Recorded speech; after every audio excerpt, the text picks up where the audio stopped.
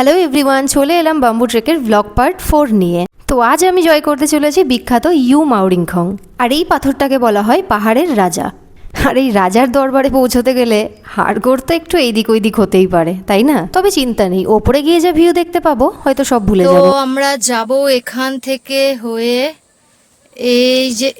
এখান থেকে হয়ে ওই ব্রিজ, ওখান থেকে নেমে দেন ওইখানে গিয়ে এরম করে উঠে এইভাবে উঠে ওই পাহাড়ের ওই টপে ওই অবধি যাব। বাস চলে আসলাম আবার সেই ভয়ঙ্কর ব্রিজে। এটাতে আমার সব থেকে বেশি ভয়ঙ্কর লাগে পুরো ট্রেকের মধ্যে। আমি যেভাবে আসছি দেখেই বোঝা যাচ্ছে যে আমি কতটা ভয়ে ভয়ে আসছি। আর মনে মনে এটাই ভাবছিলাম যে এটাই লাস্ট ব্রিজ, এটা পার হয়ে গেলে বাঁচা যাবে।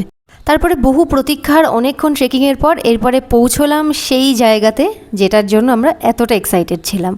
এই অবধি তো অনেকেই চলে আসে, কিন্তু এরপর এই যে সামনে 70 ডিগ্রি অ্যাঙ্গেলের খাড়া সিঁড়ি, এখান থেকেই অনেক মানুষ ফিরে যাওয়ার কথা ভাবে। কিন্তু জানি না কেন আমার এখানে এসে একদমই ভয় লাগেনি। আমি প্রচণ্ড এক্সাইটেড ছিলাম, তোমরা দেখলেই বুঝতে পারবে যে আমি কীভাবে তরতর করে উঠে যাচ্ছি। এই সব জায়গায় আসলে আর জিম করার দরকার পড়ে না আমার যা মনে হয়। তবে হ্যাঁ, বাঁশের তৈরি এই ব্রিজগুলো যখন ক্যাচক্যাচ আওয়াজ করে না, তখন হার্টবিট একদম ফাস্ট হয়ে যায় প্রচণ্ড লেভেলের। এই জায়গায় এসে সবাই কিন্তু ভীষণ ধার্মিক হয়ে গেছিলো, ভগবানের নাম ছাড়া আর কিছুই নিচ্ছিল না।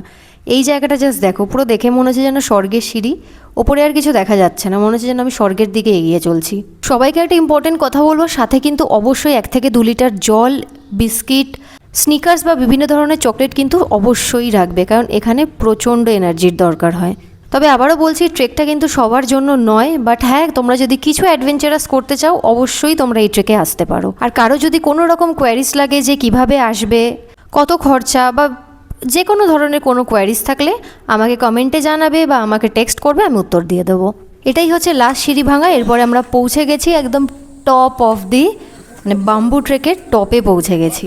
তবে এইটুকু আসতে আমার অবস্থা পুরো খারাপ হয়ে গেছিলো। এখন আমার ভীষণ পরিমাণে একটু জলের প্রয়োজন, তা আমি এখানে বসে একটু জল খেয়ে নিয়েছি। কিন্তু আশেপাশে পরিবেশটা দারুণ করে দিয়েছে এখানে কিছু একদল বাঙালি। ওরা গিটার নিয়ে এসে এত সুন্দর গান করছিল, পুরো পরিবেশটাই মায়াবী তৈরি করে দিয়েছিল।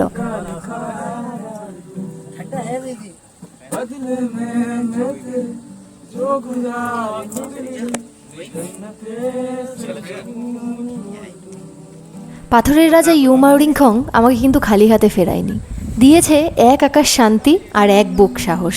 আজকের পার্টটা আমি এখানেই শেষ করছি। তবে হ্যাঁ, অ্যাডভেঞ্চার কিন্তু এখনও বাকি। দেখা হচ্ছে পরের ব্লগে, যে এই ওপরে উঠে আমরা কি করলাম, কিভাবে নামলাম, বিস্তারিত নিয়ে পরের ব্লগে আসছি। সাথে থাকবেন কিন্তু।